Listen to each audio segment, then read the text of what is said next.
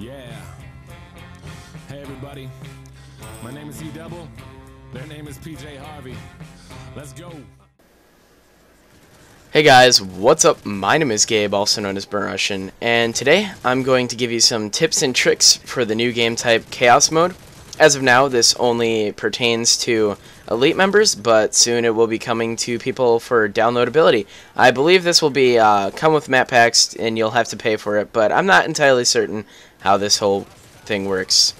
Now, I'm going to assume you kind of know how the gameplay works in this, so I'm just going to generally explain it before getting into the tips and tricks. I'm not going to go too in-depth, but I'm not going to leave you out in the dry for those of you who are kind of curious how this game mode works.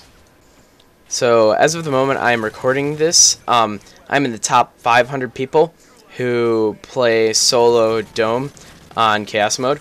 And for those of you who don't know, there's only 4 maps. But, you know, top 500 out of, I don't know, hundreds of thousands of people who played it. That's pretty good. I mean, records are made to be broken. That'll be passed at some point. But, you know, I'm also going to pass it at some point, too. So, I'm just here to give you some tips and tricks that I've found in the last few hours of playing that will really help you out and, you know, help you get further than most others. Now, it does also require some sort of skill. This is the guy who has 100 Moabs, too. But just bear with me here, okay? Now, the quick way to explain this game is that every time you get a kill, you get 1 more towards your multiplier bonus, and you also get a tag that drops, and when you pick that up, that also adds to your multiplier bonus.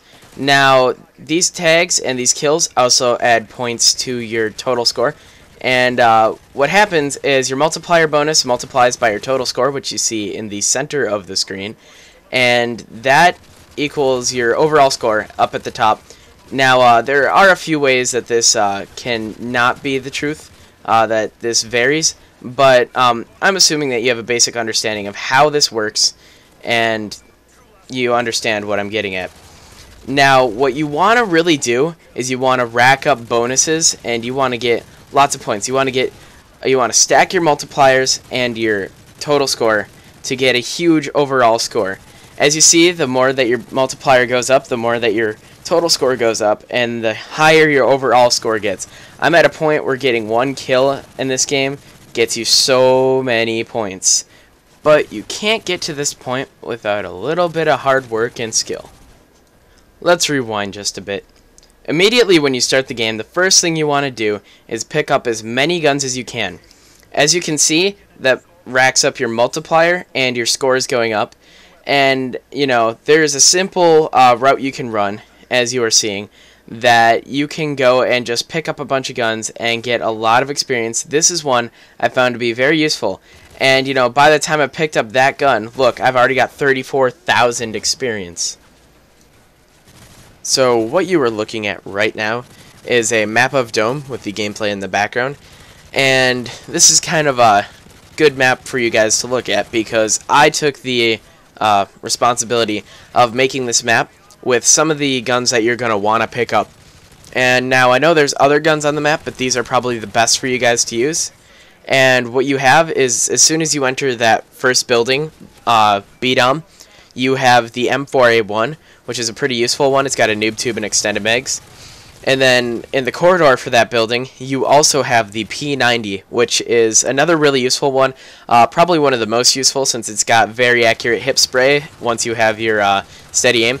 And it has so much ammo. It's so useful. Now, once you go around the C-Dom area and go outside, you've got the ACR 6.8, which is also very useful. As you see, I pick it up right there. It's got extended mags and a red dot sight. Now, I'm pretty good with the normal iron sights on the ACR, but this is still a pretty good gun to pick up, and one of my favorites. Also coupled with the MP7, which if you just move up a little bit, get to the fenced area, you've got that. Inside the dome, as you see I'm using right now, you have dual MP9s, also very useful for taking out massive crowds. Not very useful for maintaining ammo, though. And once you move outside of the dome, you've got the G36C on the lower part of the map, and the P90 by the storage area. If you climb on top of the walkway of the dome, you also get the L86 LSW, which is not in this gameplay, but is a really, really, really good gun. I believe it has a grip and extended mags, and it's just on fire. It helps you get so far. Now, sadly, this gameplay happens to be wrapping up. As you see, I did lose my bonus, and then I get killed by an exploding barrel, but I do want to add a few ending notes.